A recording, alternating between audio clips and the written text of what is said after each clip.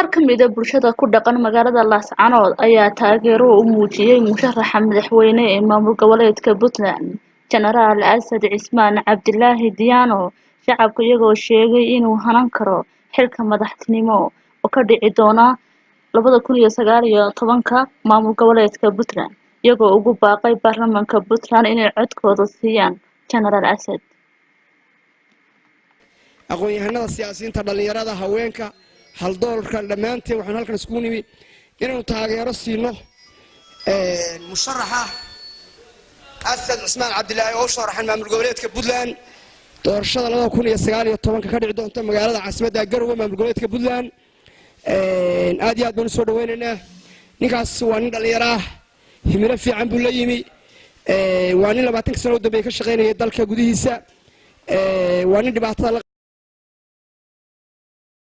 qaybsay shacabka reer Puntland aafooyinkii haday tahay abaarihii haday tahay dabaylihii iyo duufaanadii haday tahay horumarka haday tahay deegaanka Puntland oo dhan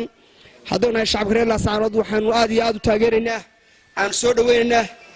aad iyo aad musharaxnimadaas injineer General Asad Cismaan Cabdilaahi oo ku sugan maanta magaalada Boosaaso sanayna ugu baaqaynaa si sharaf iyo xurmad looga codsanaynaa in ay codkooda siiyaan Asad Cismaan Cabdilaahi waa nin dalka wax u qaban kara ninkaas aad iyo aad ayaanu doonaynaa in aan ku codsanaynaa si sharaf iyo ixtiraam bale walaaltinimo leh ayaanu uga codsanaynaa yaa u firfircoon annagu gaar ahaan faranis saaxiib baan nahay aad iyo aad ayaan aqoontiisa u aqaanaa kartiisa u aqaanaa xilkasnimadiisa aad u aqaanaa waa nin aad iyo aad aan kalsooni weyn ugu qabno reer Laascaanood waxaan rajayn doonaa wax aan u qaban doono billahi kariim sagara salaani hambalyan hawada u sii marinayna dhamaan aad iyo aad soo dhaweynana maxay ahayd toy General Asad Cismaan Cabdilaahi oo isu taagay inuu dalkiisa hoggaanka u qabto jamhuuriyadda maamul goboleedka Puntland sidaas darteed waxaan ka codsanaynaa marka koowaad iyo marka labaad iyo marka saddexaad 63 xildhibaan ee ay hadda gacantooda ku jirto doorashada ama codbixintu ku maanta doorta Britain ugu sima Britain anaga wadanka u soo dooran doona ana waa nin dhalinyaro ah oo for future iyo mustaqbal leh marka waxaan aad uga codsanaynaa 63 xildhibaan gaar ahaan intayada inay ninka codka siiyaan odayaashii iyo cuqaashii iyo waxgaradkii ugu horeeyay ay u hadleen ama ay ku taageereen musharax madaxweyne 2019 Asad Cismaan Cabdilaahi aad baan u taageersanahay haddana nahay shacabka reer Laascaanood waxaanu leenahay xildhibaanada Puntland iyo baarlamaanka iyo cid kasta oo khusayso inay maanta ninkaas codkooda u heliyaan waxaan ka soo dhaweynaynaa musharaxa General Asad Cismaan Cabdilaahi haddana nahay waxgaradka iyo odayaasha iyo guud ahaan deegaanka gobolka Sool taageerada aanu hayno waan soo dhaweynaynaa si waxaan u taageeraynaa dhammaantood waxaan leenahay